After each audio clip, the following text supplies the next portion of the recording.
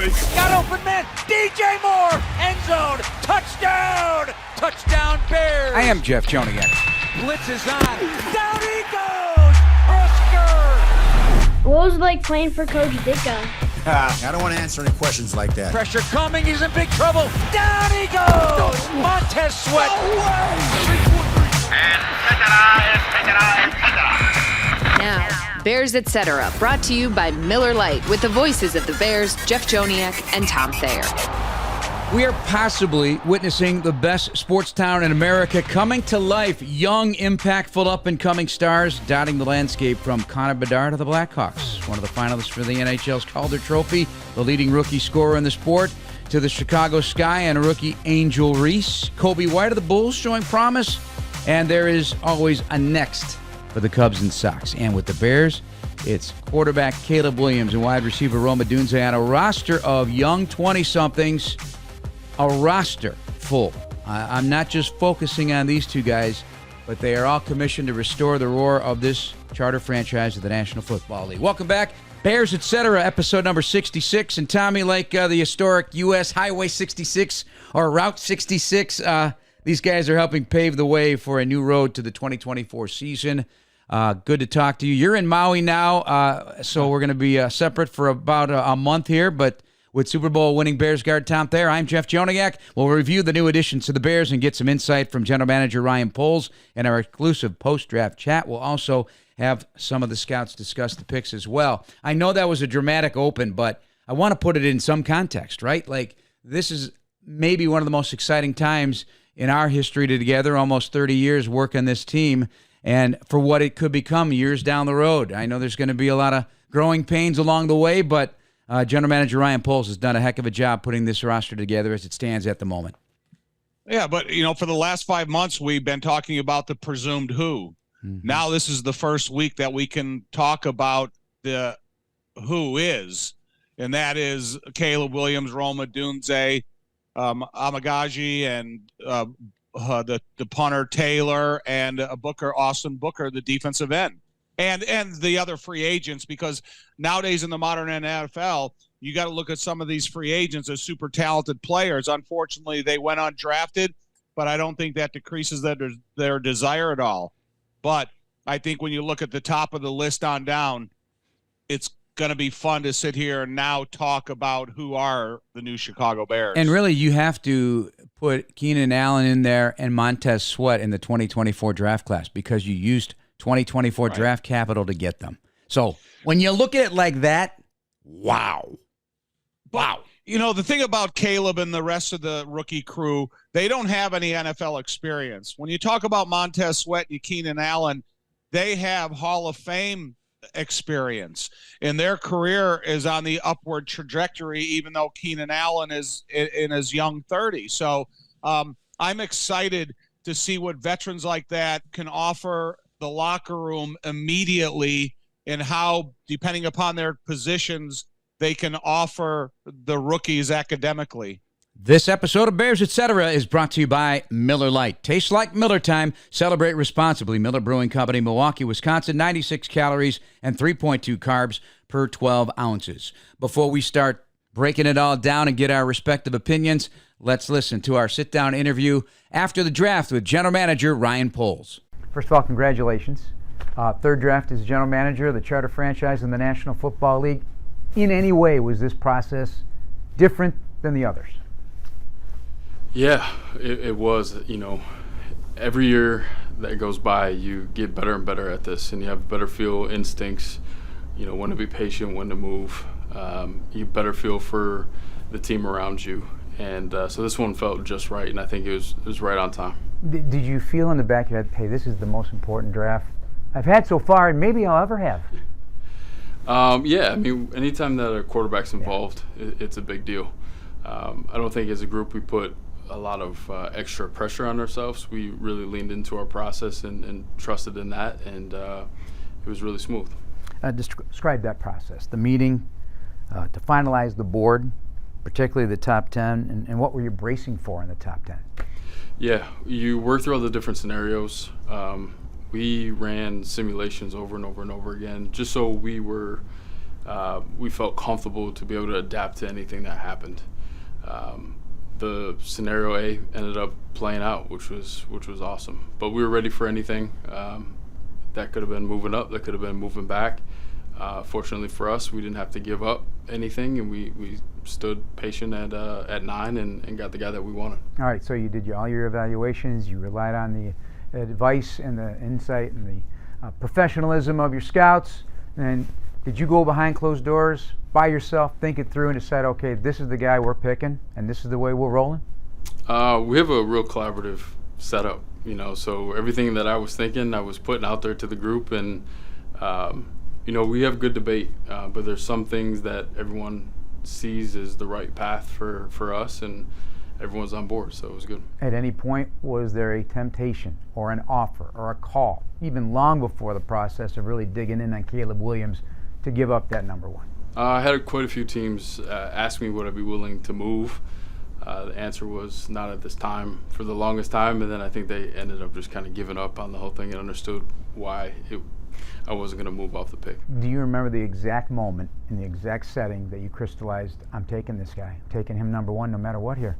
Yeah, it was after spending time with him, just having that one-on-one interaction, getting to know what matters to him, what motivates him, what are his goals, how does he treat his teammates, his work ethic. Once I started getting a feel for the person, that conviction started to come shortly after. All right, take us to 9, thought process there. Yeah. We heard how you felt, like, okay, is this guy going to fall? Rome Odunze, and you and I talked about him way, way, way long before the draft. Yep. I love Rome, obviously. With him, again, I thought it was a 50-50 shot he was going to make it to us. And then I was nervous that teams might jump over us and grab him. So we did a lot of work in terms of, putting feelers out to move forward just in case we had to. But at the same time, that's the hardest part of the draft process is do you want to give up a lot to get one player? And you got to be really disciplined in that. So, we were all sweating. I kind of joked that Ian kind of had to hold me back from giving up, more and more picks to go get him. And it worked out perfectly. Ryan, that's what friends are for. Yes, Best exactly. Friends. Best friends. All right, 3rd round. You had many, many options in terms of offensive linemen. One of the best we've seen in a while, the draft class. Kiran Amegadjie, local guy, another Chicago kid. That really resonates with you, obviously. But so does 84-inch wingspan or whatever it is, and 36-inch arms, right? Yeah, we love his pass protection. He's got feet, he's got hands, he's got length, anchors well. We love his tenacity and how he finishes. And we believe that, with some good coaching from Chris Morgan, we can take his game to the next level, and that increases competition on our offensive line, which makes everybody better. Thinking this through, rookie quarterback, field position is going to be critical, and I think kick returns are going to impact that significantly. A punter does the same thing. So you go with the young man from Iowa, Tory Taylor. What was significant about his leg? Tory not only has a big leg that can flip the field, that's important, especially in Soldier Field, but his ball placement on punt and pins is some of the best touch I've seen ever when evaluating punters. This guy was putting the ball in a certain area over and over and over again off his foot.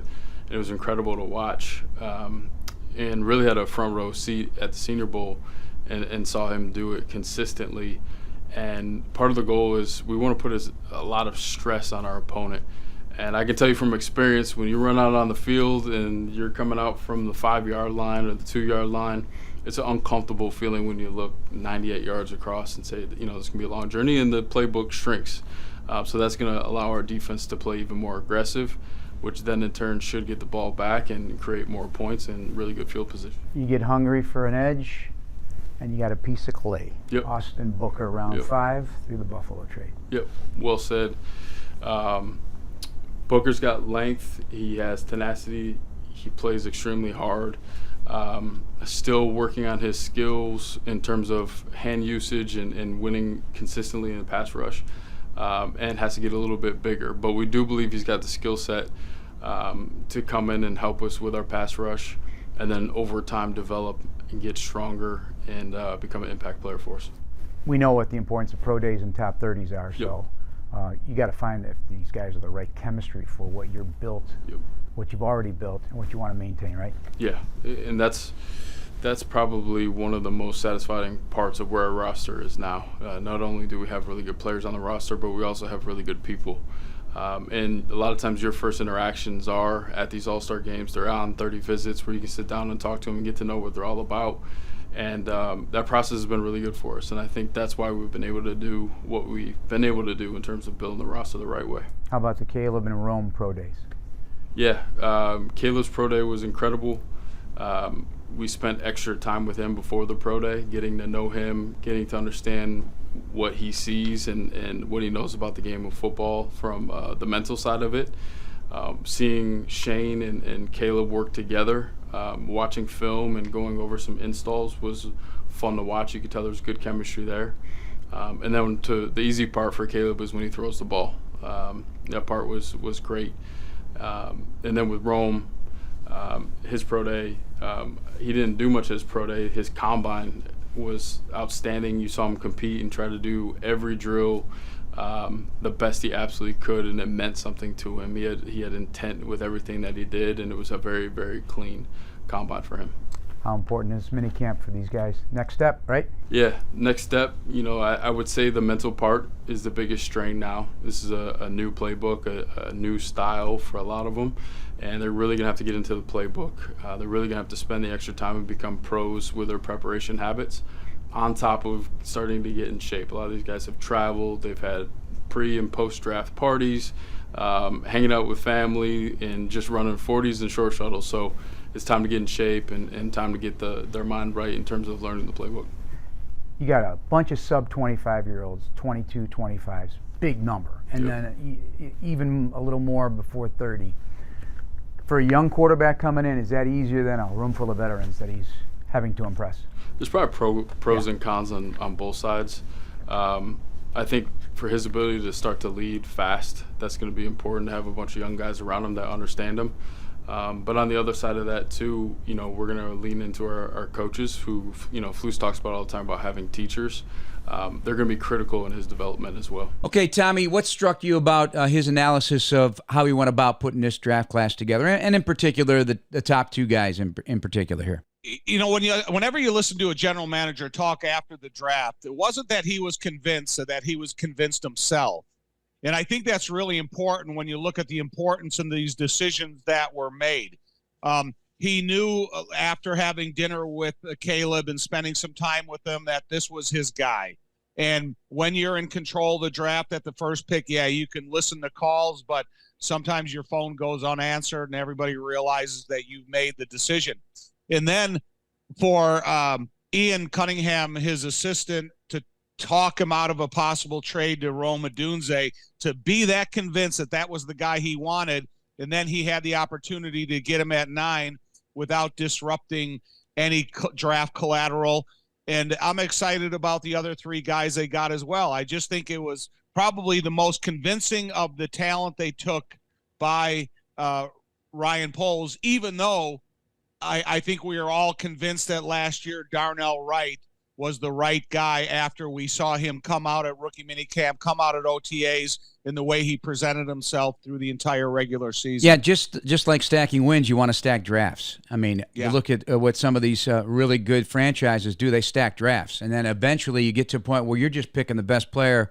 I know it's cliche, regardless of position that suits your team, obviously. There's always something tailor-made for it. But when you can get really good football players, I just read a quote from Tony Dungy, who does the NBC Sunday Night Football, the former head coach and Super Bowl winner. Don't pass up special. And he learned his lesson when he was with the Steelers, and they passed on Dan Marino as a franchise. And he wound up going to the Miami Dolphins, your good friend Dan Marino. There's a lot of teams that passed on Dan Marino as well. So it's not only a Tony Dungy mistake. There's 20-something other teams that made that mistake. Yeah, but do you agree with, in your heart of hearts, because you don't know special until they actually have a career, but if you can somehow, you're convinced yourself you can forecast special, don't pass on special, regardless of position. Listen, Michael Jordan was passed up on, in the draft before he was picked. Walter Payton was a high draft choice, but there's teams that passed up on him. Everybody has that in their career, from Aaron Rodgers to Randy Moss to whatever sport that you want to look at. There's been guys that have been passed up because some way, shape, or form, they didn't check the box of importance that was for their team, their roster, their time. And so you go and you make a different decision, and sometimes you live to regret it for decades to come. Heck, 32 teams passed on Tom Thayer 3 times. We won't get into that. What really stood out in that interview with Poles is a couple of things for me, Tom. A, they want to put a lot of stress on the opponent. So that's all 3 phases. And that's why, in part, Tory Taylor's here as a 4th-round punter. You just want to make sure you're doing everything in your power to affect the opposition and make them work for it. And that comes also from a physicality standpoint. Make them feel like you've been through something. If they're going to beat you, they're going to feel it. And that's always been my thing. I want a physical, nasty football team. I know that sounds idealistic in many ways. It's a different time and place in the NFL, but I want guys that are going to leave a mark a little bit, in addition to being great football players, but making a long field for an offense, giving a short field to a young quarterback, taking the stresses off of him as much as anybody. Would you concur that is a great goal for 2024? Listen, anytime you develop a reputation around the league that you're one of the more physical of football teams that you're going to face, whether it's from the attacking offensive line to the attacking defense, I think that's the reputation that you want to garner around the league. And when you look at the Bears defensively, they have defensive backs that are going to hit you. They have linebackers that are going to chase you down and hit you equally as well. And you have a defensive line that's in that development stage, is that if they can get to the quarterback and kind of shake his confidence with the immediacy of time that he doesn't have, that's also the reputation you want to develop. So I think on the defensive side of the ball, if we have some guys that take that next step, they can develop that reputation. And then when you look at what this offense can offer you, if they can, have that running game that is so beneficial to the overall attempt of offense, then I think that is super helpful to you, because that's the first thing you have to have, and then how it leads to the receiver position. And, I think the Bears are on the cusp of that. Sunday night we were talking about it because you've always said, when you and Ryan Poles, your first interview, how we're going to tear this thing down. And we're going to do it from the studs. We're going to build it. And so Sunday night I was telling you, I think it's time to move in. Yeah. And I do think that. I think there's a couple of more shingles you have to add, or maybe some siding, but it is move-in ready at this point. Right, and time to put some art on the wall. Get that nice couch. Well, listen, get that office. That you can have, the best art you can have on the walls of a house or on the fireplace mantle are division-winning trophies that lead to playoffs. Yeah, and of course, the Super Bowl Lombardi Trophy as well. Tom Thayer and I here on Bears Etc. We're brought to you by PNC, official bank of the Bears. The other thing is, and he's not going to ever jeopardize this, in my opinion, Ryan Poles and his staff, it's satisfying to know that they not only have good players, that this new group are really good people. And I can firsthand tell you from the immediate, often your immediate interaction with someone is the lasting one, the impression. And from meeting Caleb Williams, Adunze and Williams, those interviews will drop here this week on the Bears social platforms. You can just tell they're really good people, and they really care about winning, and they care about working at their craft.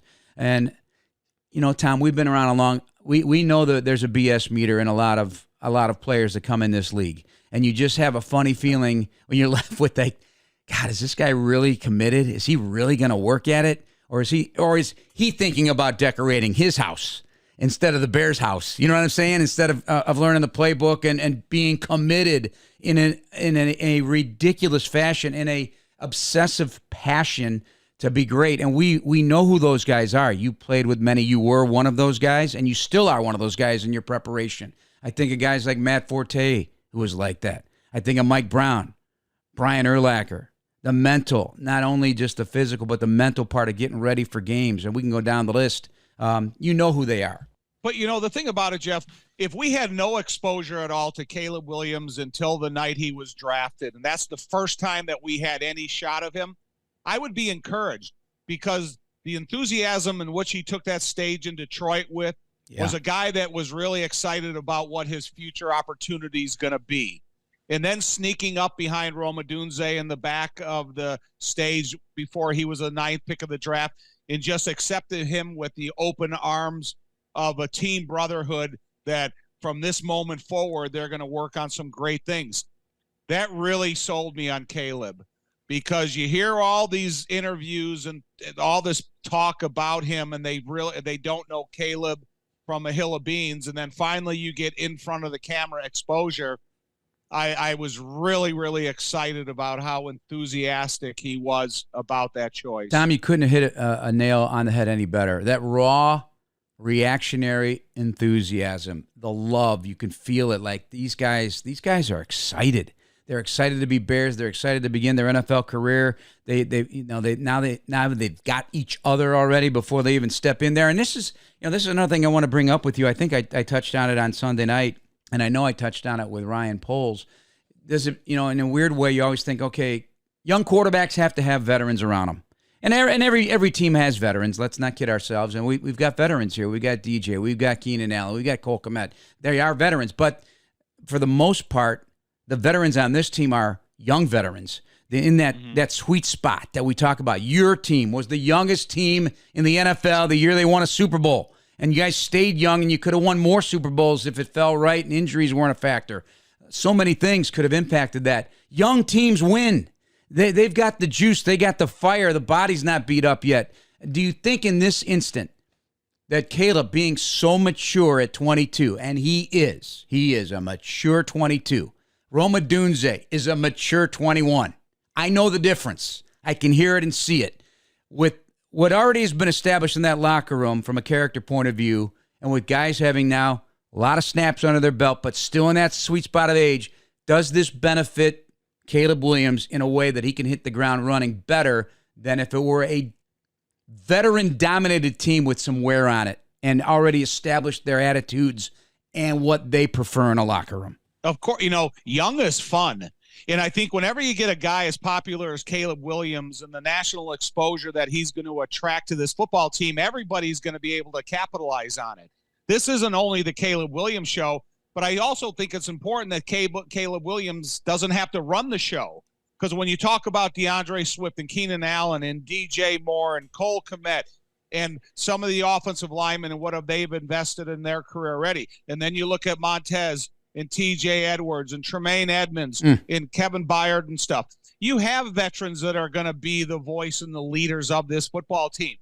And like I said, a guy as popular and has that, that magnetic personality like Caleb, shoot, that's what breaks up the monotony. And that's what's the fun of it. When we had the celebrities that would come into the locker room to see Jim McMahon or the celebrities that would want to come and meet William Perry, we all had fun with it. So I think it's a benefit for the team, and guys have to enjoy it. Yeah, and Jalen Johnson, a part of that now too, by virtue of he is a leader on that team. He's a leader in that locker room. He's a leader on that defense. You mentioned the fun part of it. I believe practice when Brian Urlacher and Lance Briggs and Peanut Tillman were in their heyday for the Bears. Those practices were fun because they enjoyed going to practice. That was playtime for them. That was playground time. The rest of it, hey, Brian Urlacher could have done without all the other stuff that came with being an NFL player. He would sit in Dean Pope's office, who was the video director of the Bears football operations at that time, and that was their getaway. Olin Kreutz would be in there. Lance would be in. That was just time to chit-chat and get away from things and have fun, eat their lunch and watch TV. Getting on the practice field, though, was fun for them.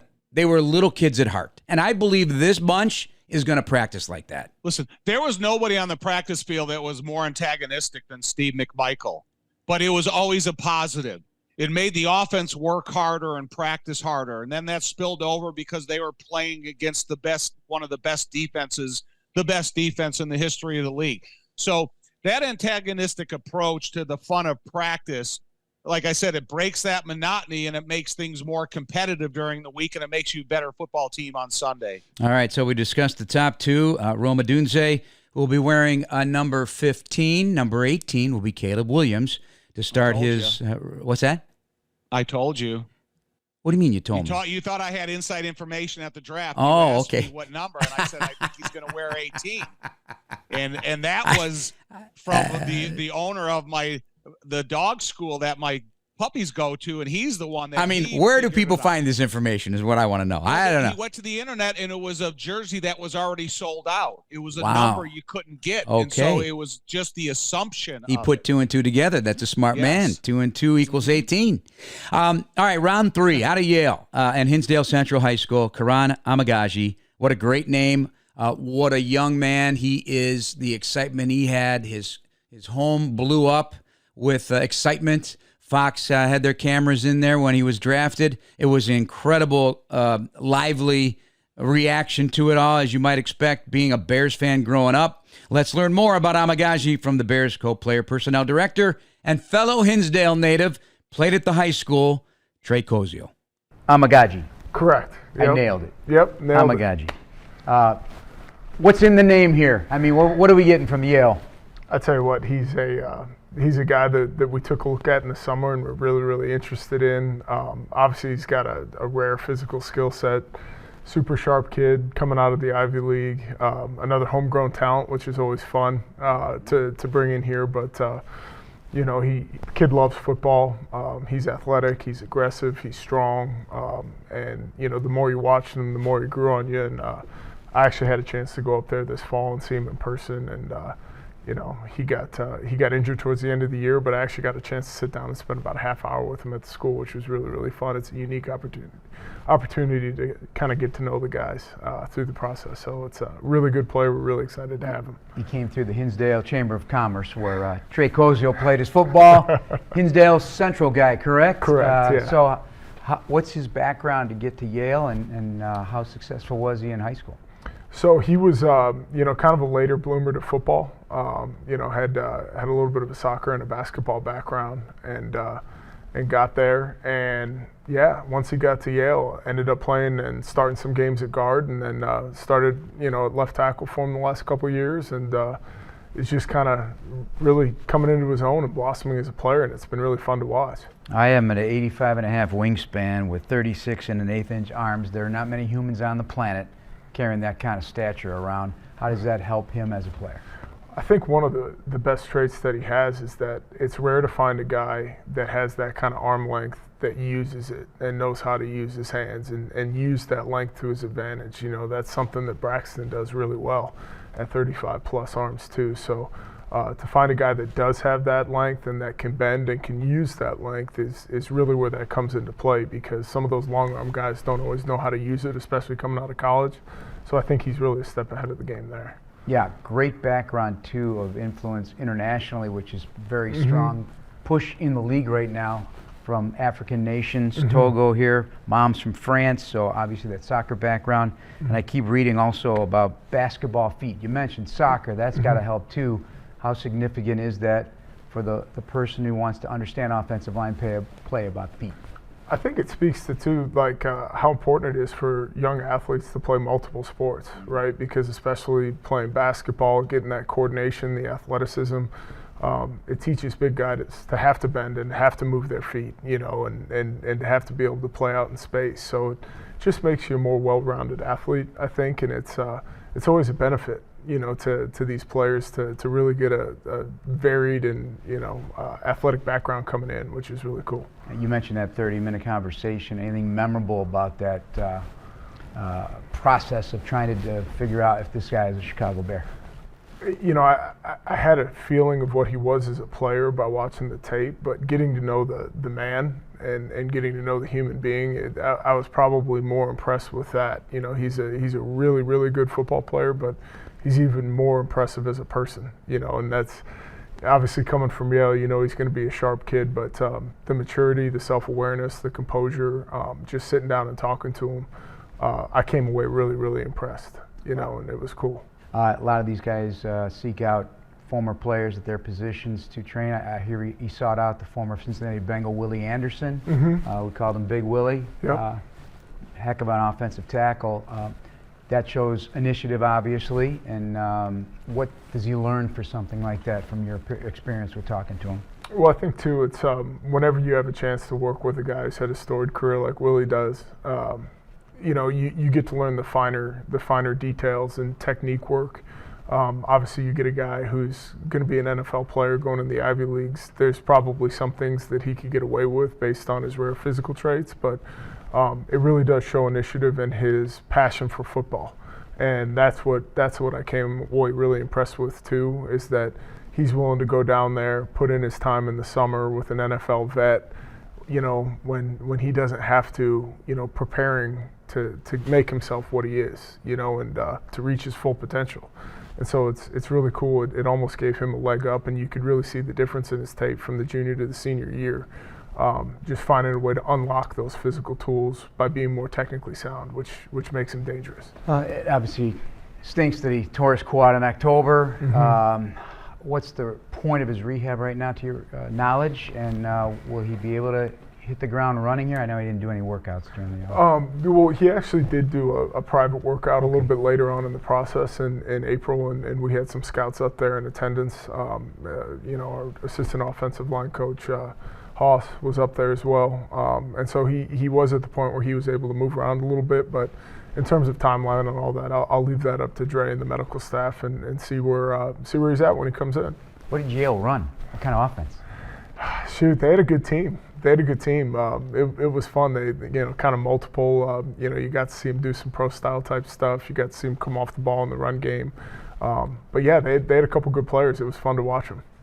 What's this do now for just the depth and the competition at the tackle position? And you guys brought in a bunch of veterans, obviously, to fill those roles as well. It'll be a nice addition, another young guy to develop. Absolutely, and those guys don't fall off trees, right? And it's finding the bigger bodies and getting depth with bigger bodies has always been a point of emphasis for us, and I think it's really important because you can never have too many good offensive linemen. You know, we'd be more than willing to deal with that problem than lack thereof. So it'll just be a competition, right? And the more good players you have, the better off the Bears are, and that's always been our goal here from day one. One last question regarding it's considered a very, very good tackle draft. Obviously, certainly at the top end of the draft.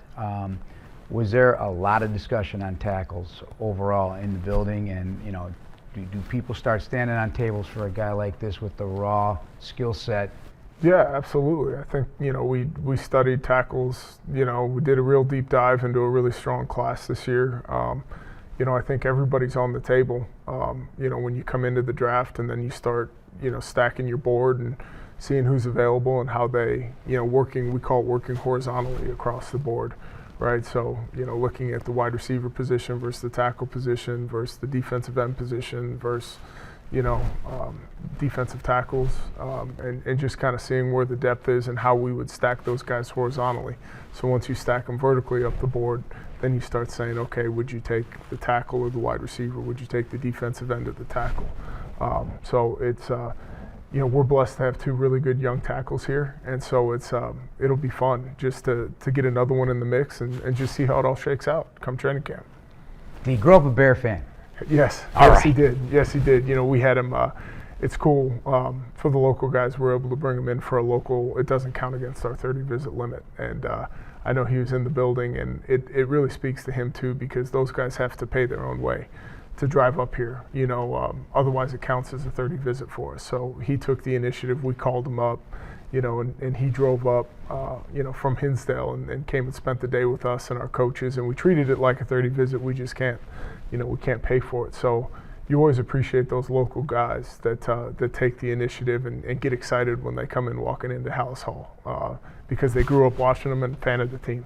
Oh, I lied. One more. What's it mean to you that you got a Hinsdale guy? Shoot, he's. I think he might have edged out Brian Allen for the highest drafted. I think Brian went in the 4th. But it's, you know, it's fun. It's fun to see. It's, you know, you do have a lot of pride in the fact that, you know, you get somebody from your hometown that went to your high school and all that stuff, and it's.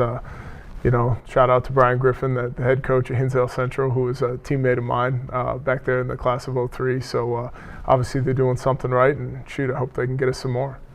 It's a cool story. Yeah. Hey, Tom, so what stuck out about that interview about the breakdown from Trey on Amegadjie? Listen, it would be the same thing if we were talking about a kid from Joliet Catholic, the way that Trey talked about Amegadjie, because here's a guy that you kind of get an introduction to him through a head coach that used to be one of his teammates at Hinsdale Central. Brian Griffin. And then all of a sudden you start studying what this player can offer you to help your football team become a better football team. You look at his size, you look at his length, you look at the measurables that you talked about with him in the interview, his intelligence, the ability to play multiple positions, and again, the excitement of being to stay around his home and get the support of his family, which was equally as important to me when I was the youngest in my family and got to stay in Chicago. So I'm really excited because I think Chris Morgan does a great job of investigating the traits of every player that comes across his desk and see how many multiple positions can he play. And when you start at right guard, you start at left tackle, I think his upside is still unmeasurable. Yeah, that's the other thing, too. You're giving him a piece of clay. You're giving Chris Morgan a piece, because the raw materials are there, the length, the feet. He played basketball. He played soccer. That helped him. Yep. His attitude, his intelligence, all these things factor. Did play guard, but he finished his career at left tackle for Yale in a multiple scheme. And the other thing about him, too, the initiative in this young man, to actually pursue the education at Yale. And, he could have played football anywhere else. I mean, he has the raw. Anybody's going to see the body walking off the bus. Hey, I can make that guy into this kind of player, but he chose Yale. That to me says something too about the kid and how important that part of it is.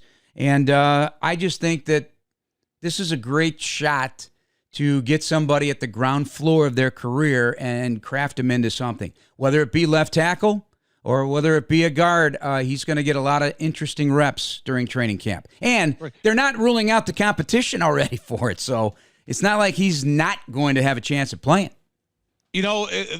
Actually, it's kind of weird because we have a lot of similarities between the two of us. Yeah. The difficult part for me to go to Notre Dame was the academic competition. I also played offensive guard and center, and I played my whole junior year at left tackle, but I was an offensive guard. And sometimes what the coaches require you to do that's out of your control, that you have to go and do it with a positive attitude, that's what I like to see what he's been able to do. And then the competitive academic part of it, and being able to accomplish that goal, it's as impressive as anything. So I'm really excited to watch him develop as a player. And you talked about the soccer background and the different sports, and Trey made a point of saying, I like seeing guys play multiple sports. It makes me think of Akeem Olajuwon. He was a great center in the NBA, one of the best of all time, but he also grew up as a young man playing soccer. And I think that does a lot because bigger athletes sometimes are steered away from those types of sports. And he was not steered away. He competed in them, but he grew into a massive man. So there's also this, it's an automatic. You always think, well, what's the level of competition in the Ivy League? And so do you ding a guy on that? Or do you embrace that? Because, you can get away with technique when you're a better athlete than the guy across from you, but you can't do that in the NFL. The technique's got to be sharp. I don't care about that technique because every one of those kids that he's playing against, they have the same desire level to be good at whatever position they play. To me, when I'm evaluating player, I'm looking at their traits. Does his feet complement his arm length and his upper body strength? Does he have the ability to make adjustments and redirected moves? Does he have, the different types of things that you need from a stance as a right guard or a stance as a left tackle? So, again, I'm not looking at the guys he's playing against because I'm not scouting them. I'm looking at the guy that I'm scouting to investigate his traits. All right, I know how you feel about arm length and hand size. I'm not here to rile you up, Tom. I know you feel that there are varying levels of facts about that and varying levels of fiction about that. However, when Trey says, hey, it's rare to find that kind of arm length and use it to his advantage, Braxton Jones does it as well. So just because you have long arms or big, strong hands doesn't mean you know how to use them. So is there a delineation for you in that, hey, okay, if he's using that length in the proper manner and in the technique that you're being taught, is there a benefit to that in a way that you can explain being an offensive lineman yourself? So he's got 84-inch wingspan. I'm sure that helps inside as well as outside, but also can he use that length to steer away trouble from a quarterback? 100%, but you have to have a supreme snap count anticipation where you're getting the length of your hands into the body of the defensive lineman. Now you're in control of him.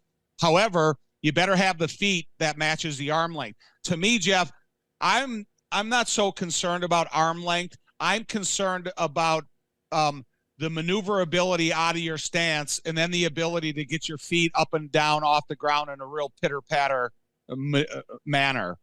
Because if you have great length in your whole career, you've been super strong and you've been able to count on length, but you never moved your feet, in the NFL, you're going to get killed. Mm-hmm. And so that's what I like about Amegadjie is the fact that if he's playing inside or outside, his feet meet his length. And that's more important than, this guy's got 14-inch hands. Don't care. Because if you don't move those size 14 feet in an efficient manner, you're not going to be able to play. Game day snacking calls for good foods. Chunky guacamole made with Hass avocados, tomatoes, onions, cilantro, and a squeeze of lime juice. It's the perfect snack to watch while the Bears win. Score some today at your local grocery store. Game day is guac day. Every time I read that, I get a little hungry for a little dip, a little guac. Don't you? I'm a big fan of avocados. Yes. And so if it's not in a full guacamole mode, I'm there eating avocados by the barrel full. All right, let's go. Good for you. Let's go for yes, they are. I put it in my eggs almost every day. Let's go to the fourth round. Tory Taylor, the punter out of Iowa. He's going to be, he's 26 now. At some point in the season, he'll be 27 years of age. That doesn't bother me for a punter because they stay around a long time, 15-year careers, sometimes longer. Same with kickers. A big leg to flip the field, especially in Soldier Field. Where weather is a factor. He's played in weather. They practice outside their entire time. Ryan Poles in the interview said some of the best punt and pin touch he's seen from a punter, which if you want to get somebody backed up inside their 5 and have a long field, he's your guy. Had an unbelievable career at Iowa. What are your thoughts on the punter? Had one of the worst offenses in NCAA college history, so much they got rid of their offensive coordinator, so he spent a lot of time on the field. Probably the only punter that can letter in 1 year because he's got so much time on the field. And so I like that. And then if you go back and listen to what our great Doug Coletti says every year, the punt is the most important play on the football field. And so all those traits I like out of him.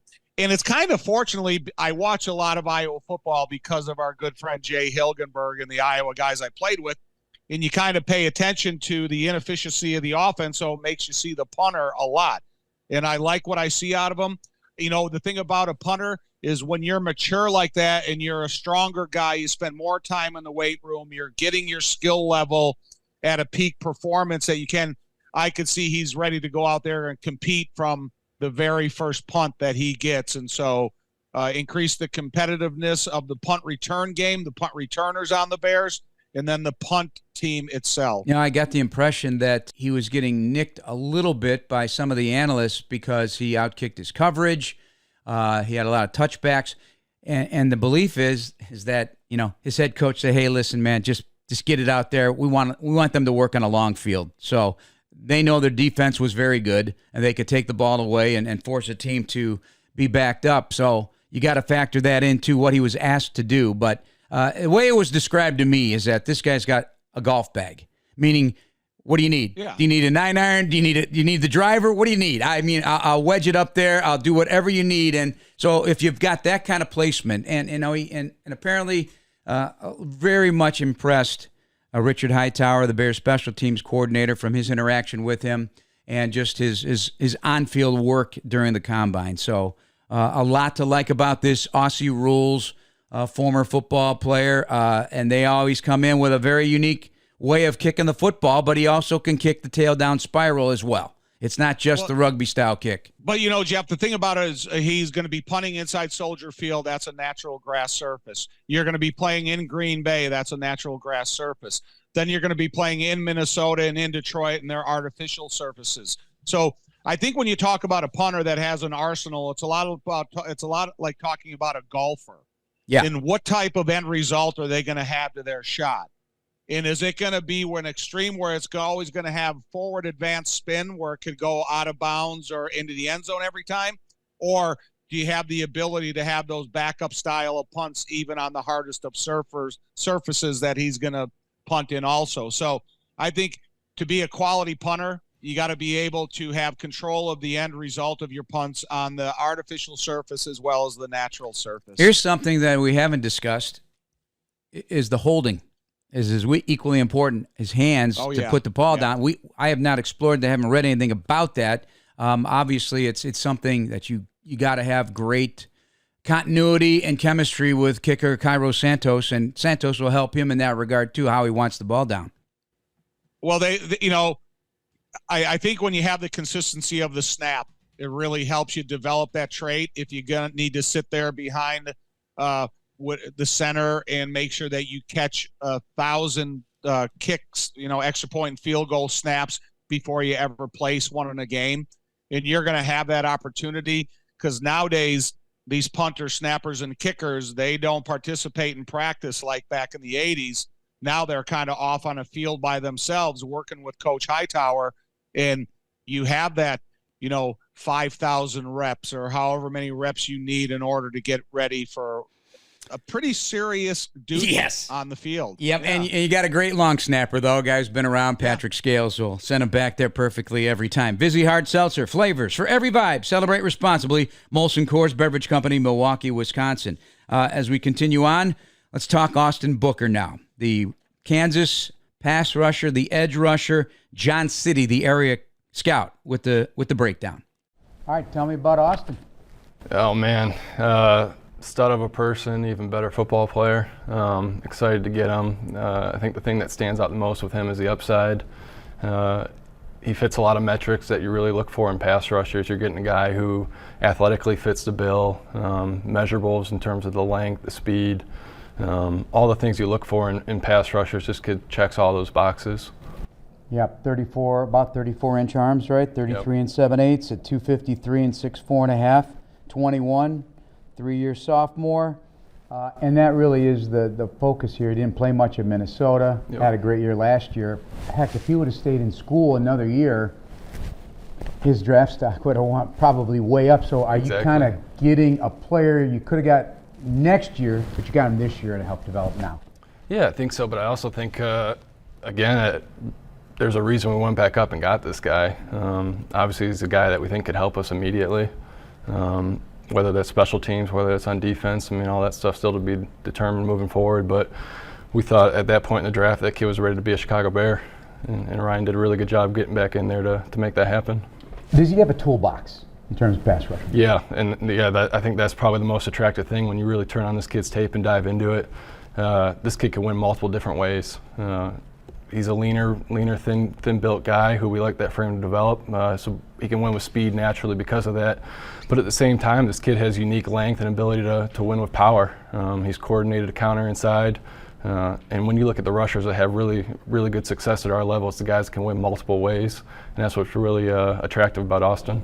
I tell you, I like the long stab. Yep. What does that do when a guy is able to extend like that, the long stab just clearing the hands of the offensive tackle? The ability to get into the chest and drive him backwards. But what's unique about Austin is, again, his ability to threaten outside with speed, threaten underneath with a counter, and then he's able to get those guys back on their heels and use that long arm to stab them and go right back into the lap of the quarterback. I hate the comp thing, but when you hear this one comp that a respected analyst throws out there, Max Crosby?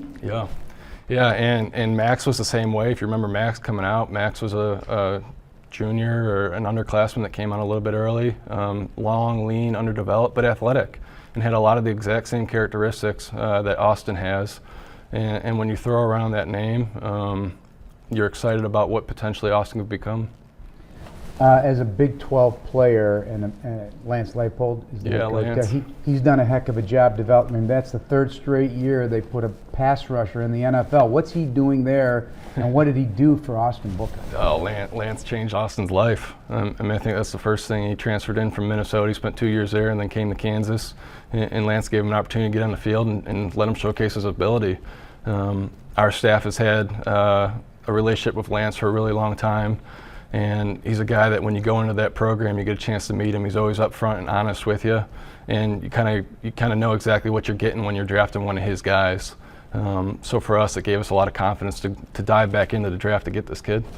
I brought this up to him. Obviously, I mentioned Max Crosby. I'm not saying the finished version of Max Crosby, but it has been described in multiple outlets of draft review by people that I respect that he's Matt Crosby light at the moment.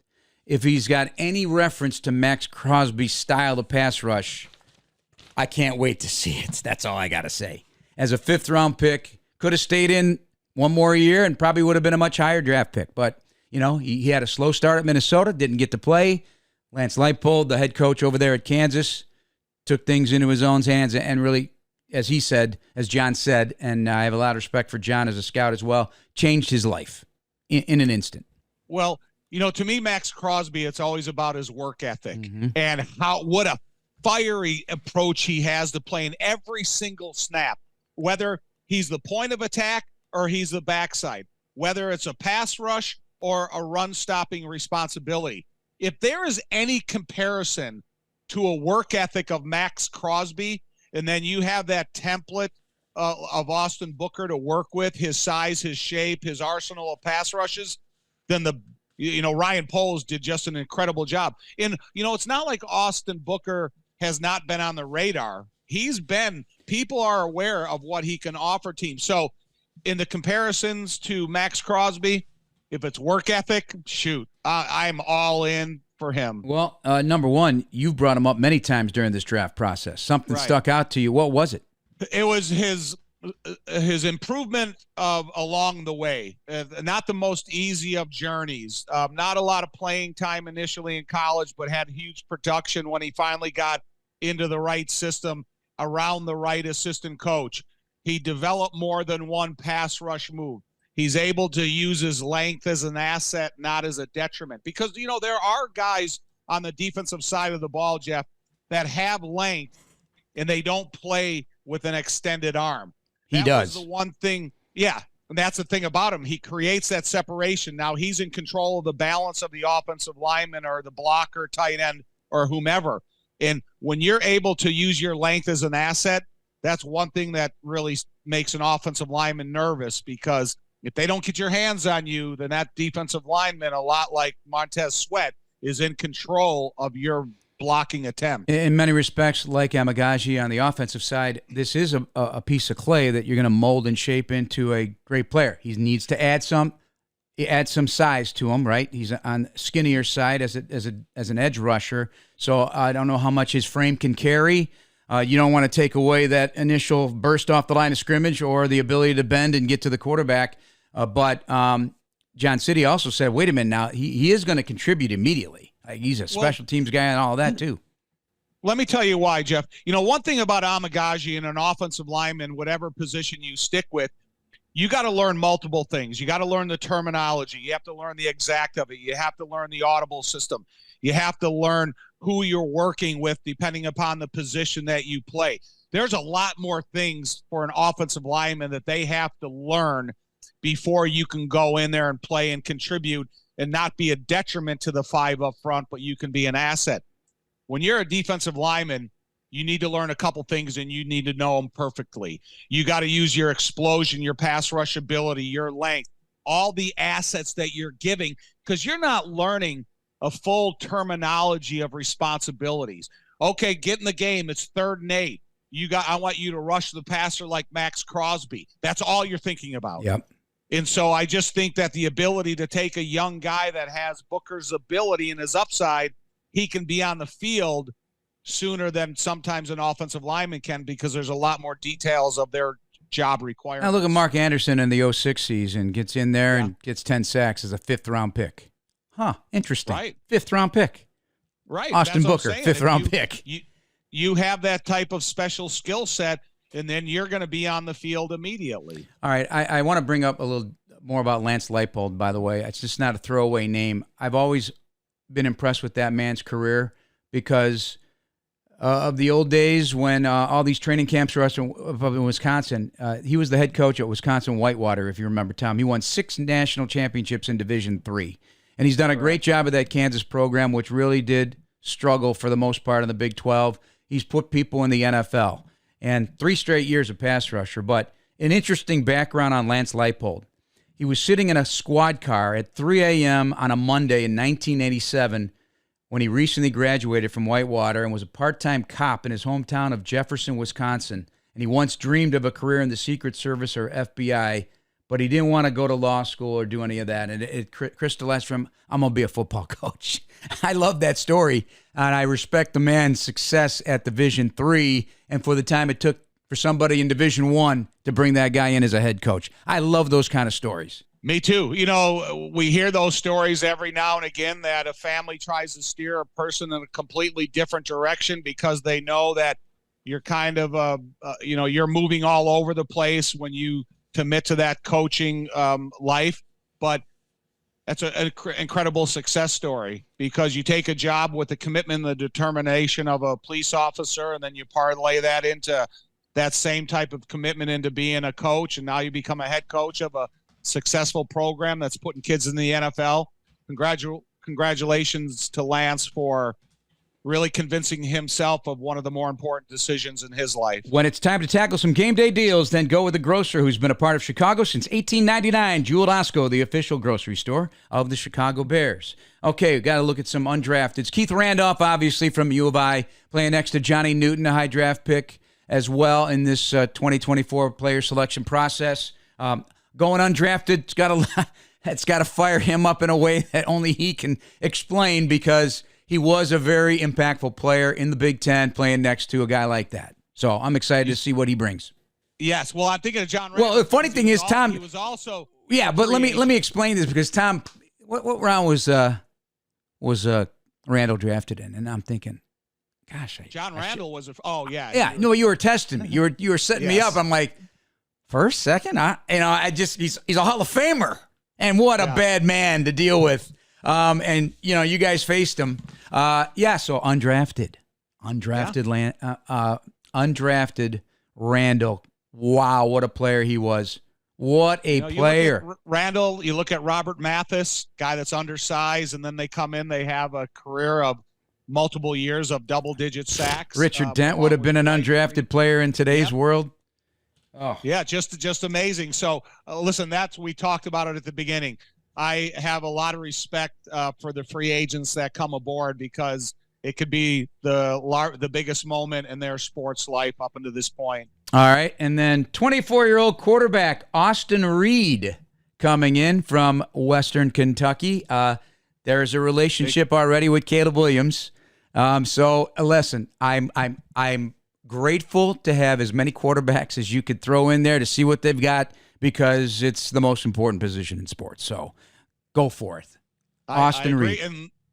And listen, you got free agent quarterbacks, you got the first quarterback picked in the draft. But I do still think that Tyson Bagent is an asset to the quarterback room along with Rippon. So I think it's going to be a fun, competitive quarterback room. And with one extra game this year, some of those young guys are going to get some important reps in the Hall of Fame game. Yep, and he's had quite the career. Started it at FCS level with Southern Illinois. They transferred to West Florida. They won a Division II national championship in 2019. He threw for 4,000 yards and 40 touchdowns. Ran for 6. Then he was the starting quarterback at Western Kentucky the last couple of years.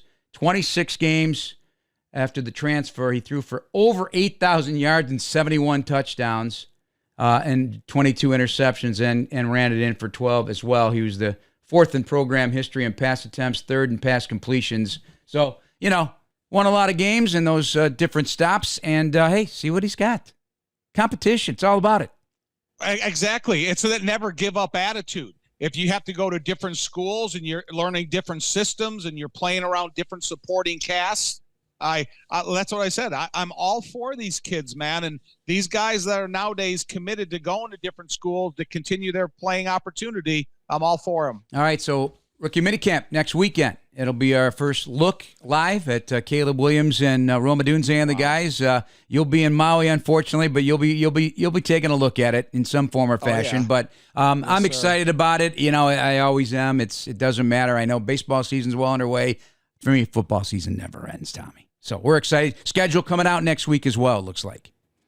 Yeah, listen, like I said at the beginning of the show, we talked 5 months of whom the draft choices could possibly be. Now we know who they are. So now it's putting them in motion and seeing how they compete and what they grow into and turn out to be. And in the meantime, there are still a bunch of veteran street free agents out there the Bears will likely be looking at to fill some holes on the roster that they look at. And, edge rusher would be something that I would definitely anticipate happening, a veteran of some sort to come in to increase the competition with that position. Yeah, be careful. I don't want them spending money on someone that's not going to provide you what you need on this football team. And maybe Ryan Poles did the smartest thing in a trade this year with Austin Booker, and you have that guy that can hold down those important pass rushing reps for you. Tastes like Miller time. Go to MillerLite.com/BearsPod to find delivery options near you. Celebrate responsibly. Miller Brewing Company, Milwaukee, Wisconsin. 96 calories and 3.2 carbs per 12 ounces. That's going to wrap us up. Tom, nice job. Enjoy it out there. I know it's also with a heavy heart because just about a year ago, had that awful wildfire that destroyed lives, destroyed possessions, destroyed homes. Not too far away from you. And I'm wondering what the atmosphere is like there and how heartfelt everyone in this country should feel about what's going to happen and the progress that may or may not being made at the moment. I know you've contributed a lot to this process as well as a guy who's been going to Maui since his playing days. Yeah, yesterday was my first eyewitness account of the area, and it's a neighborhood I know as well as the neighborhood I grew up in. And to see the devastation and thinking of the moments of the people that were going through the horrificness of the fire last year, and then having a chance to talk to a couple of young guys on the beach yesterday about their fire day experience. The stories are incredible and sad, but the stories of some of the heroic approaches that some of these people did for people that couldn't fend for themselves and couldn't help themselves, whether it would be escaping the path of the fire or getting food to them or helping them recommunicate with their families. It kind of gives you chills when you sit there and listen, but you can't take your eyes off of them because it's an experience hopefully they'll never have to go through ever again in their life. Was it what you anticipated seeing with your eyes, or was it worse than you thought? It was worse because, there's people out here that as well. And when you see miles of neighborhoods that are nothing, there's nothing that every once in a while you'll see a beam from a house or a porch stabilizer, but the complete devastation of the path of the fire. And you listen, excuse me, on the news, we see the path and destruction of the tornadoes that happened recently in Oklahoma and that type of devastation. And that's the type of devastation it is. But it took out an entire city. Lahaina. Of the town of Lahaina, of all the businesses, all the restaurants, all the shops, all the apartment, just everything that was in its path. And so I am going to have a chance to go behind the lines to have a closer upfront look at what's going on. And, I'll have more for you, but from what I've seen so far, it's more devastating than the pictures that we all saw when we were back in the mainland. Right, and at least over 100 people perished in that fire, but the ones who survived, the numbness of that and the direction moving forward has got to be a scary feeling, for sure. It is, because it's still unclear of how they're going to go about the rebuilding process, because they still have a work community out here of people that are working 7 days a week, 12 hours a day in the cleanup process. So as you come down the highway, you see multiple semi dump trucks loaded with the the destruction that's left behind and taking it behind or by the designated landfill. So it's a continuous, every single day work in progress, and hopefully in the years to come, it's for the better. All right, Tommy. Well, keep us informed on that. People can help, I'm sure, along the way. Listen to the podcast, so we'll definitely be tuned in for that. We'll talk to you next week. We'll talk to you Thursday night on Bears Weekly, and we'll fill you in how rookie minicamp's going, and we'll have the schedule by that time, I would imagine, as well. So that'll be fun to break down. Tommy, enjoy your time, buddy. You've earned it. Yeah, Big Jeff. That's Tom Thayer. I'm Jeff Joniak. Thanks for listening, everyone. Please subscribe now on the Chicago Bears official app, Apple, Spotify, YouTube, or wherever you get your podcast. Bear down, everybody.